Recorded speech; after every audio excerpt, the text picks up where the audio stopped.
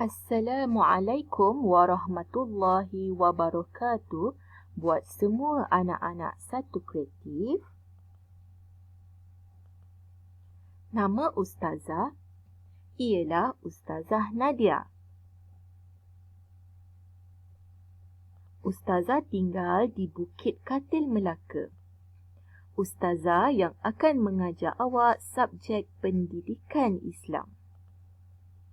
Sebelum kita memulakan pembelajaran kita pada pagi ini, marilah kita sama-sama menadah tangan membaca doa belajar.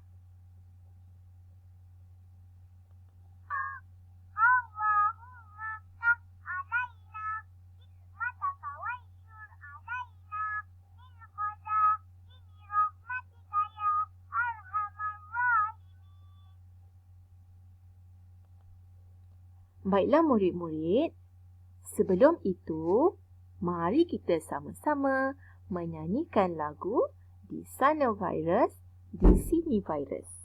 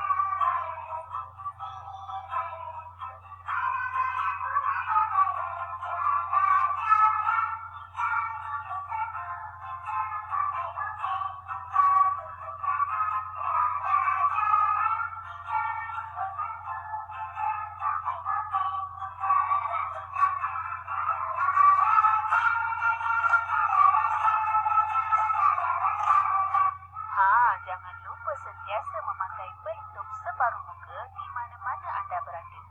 Jangan menyentuh di kawasan muka, terutamanya hidung, mata dan mulut.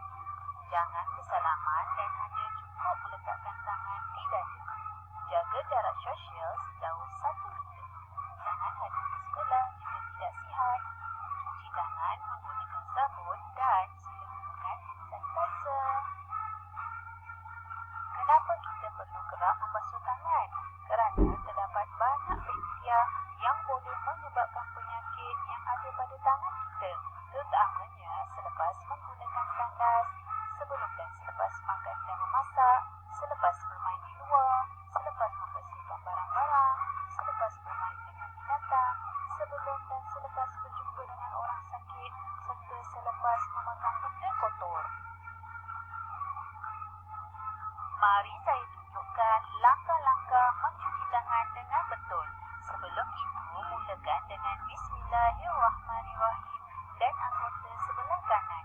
Ini kerana mendahulukan anggota kanan adalah sunnah Nabi yang perlu kita contohi dan ikuti.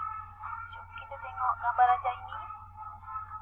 Langkah yang pertama, basahkan kedua-dua belah tangan dengan air dan sabun.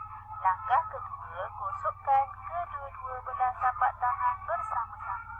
Langkah ketiga, bersihkan bahagian belakang tangan.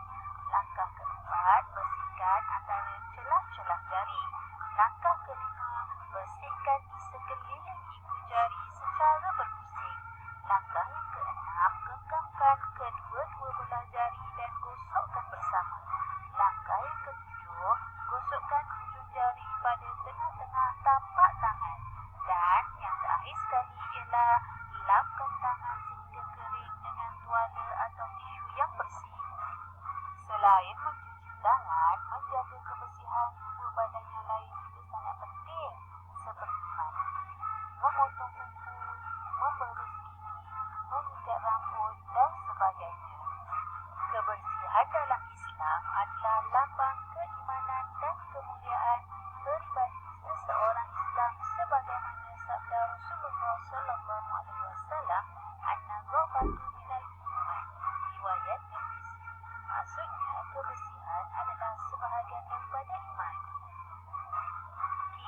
hendaklah sentiasa menjaga kebersihan pakaian dan peralatan peribadi seperti kasut, pakaian, stokin, tudung, sapu tangan dan lain-lain. Kepentingan menjaga kebersihan ini ialah disayangi guru, rakan-rakan dan ibu bapa.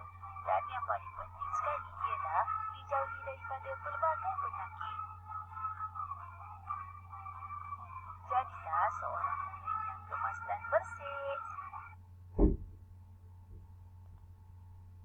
Baiklah murid-murid, pada hari ini kita akan belajar tentang huruf hijaiyah. Okay, mari ikut bersama-sama ustazah kita membaca huruf hijaiyah. Alif, alif. Ba, ba. Ta, ta. Fa, fa. Jim, jim. Ha, ha. Ho, ho. Dal, dal. Zal, zal. Ra, ra. Zai, zai. Sin, sin. Shin, shin. Sad, sad. Dad, dad. Da, za. Za, za. Ain, ain. Rain, rain. Fa, fa. Qaf, qaf. Kaf, kaf. Lam, lam. Mim, mim. Nun, nun. Wow, wow. Ha, ha. Lam alif, lam alif. Hamzah, hamzah. Ya, ya. Baiklah murid-murid, seterusnya mari kita sama-sama menyanyikan lagu huruf hijaiyah.